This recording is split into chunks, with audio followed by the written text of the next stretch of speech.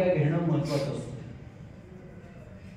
आपण आपल्या साताऱ्यामध्ये हा कॅम्प घेतोय म्हटल्यानंतर राज्याची परवानगी आवश्यक असते आणि राज्याची परवानगी ते फक्त काही कोणी एकटा म्हणून घेत नाहीये, तर राज्याचे जे आयुक्त असतात, मुख्य आयुक्त यांची परवानगी लागते. नंतर ट्रेनिंग कमिशनर असतात राज्याचे, त्यांची परवानगी आवश्यक असते.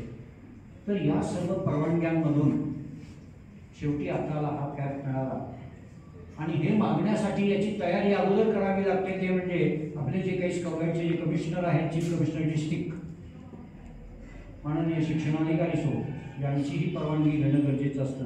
आणि यासाठी जे स्काउट संघटक आणि गाईड संघटक यांनी जे काही सहकार्य केलेलं आहे, ज्यांनी सहकार्य म्हणण्यापेक्षा हा कॅम्प कधी घ्यावा, कसा घ्यावा या संबंधीची चर्चा अगोदर, म्हणजेच आपले या ठिकाणी शिबिर याचे रजिस्ट्रेशन कॅम्प लावले होते.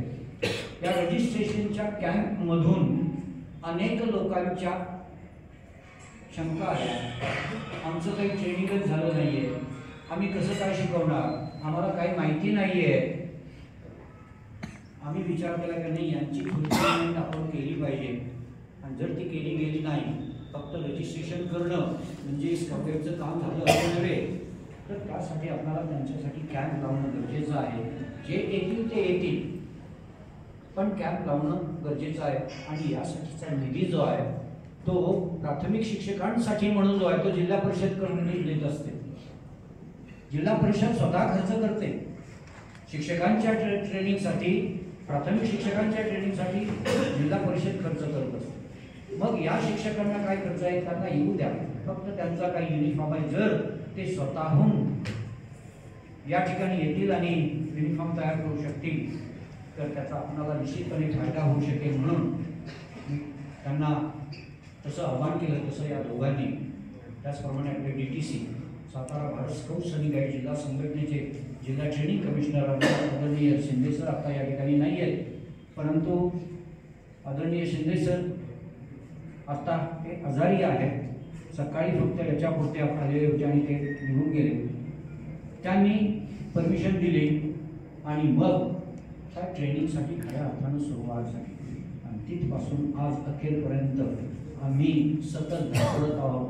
याच्या धडपडीमध्ये हे जे दोन्ही संघटक आहेत, या दोन्ही संघटकांचं खरंच अतिशय धडपड त्यांची भरपूर झाली.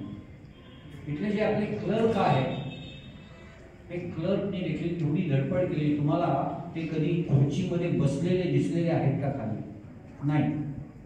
सतत काहीतरी कार्यामध्ये आहे, सतत काहीतरी कार्य करतात. कारण त्यांच्यावर एवढा ताण आहे, भयंकर ताण आहे. 3 लोक एवढ्या सगळ्या लोकांचं पाहणं, अगदी जेवणासहित भाजी मीठ पासून अगदी सर्व गोष्टींपर्यंत सगळ्या गोष्टी पाहणं म्हणजे तितकीशी काही सोपी अशी गोष्ट नाही आहे. सर्व व्यवस्थित आतापर्यंत निश्चितपणे तुमची